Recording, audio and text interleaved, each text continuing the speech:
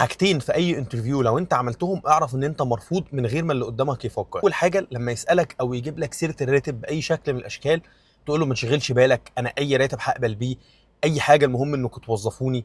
اول ما تقول الاجابه دي اعرف ان اللي قدامك على طول رفضك. لازم تعزز نفسك وتدي له احساس داخلي من جواك ان انت عارف قيمه نفسك، حتى لو ما تعرفش يا سيدي تفخمها عليه زي ما بنقول طبعا من غير ما تبقى مغرور، ولكن لو ما تعرفش تدي له الانطباع القوي على الاقل ما تديلوش الانطباع اللي تحت، ما تحسوش ان انت محتاج الشغل وقتيل على الشغل ده باي شكل.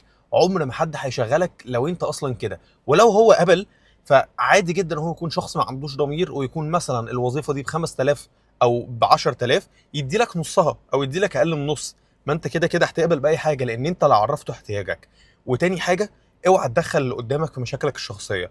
يعني اوعى تقول له شغلني معاكوا لان انا عليا ديون والتزامات، ووالدتي كذا وبعول كذا وبعمل كذا. اوعى تعمل حاجه دي.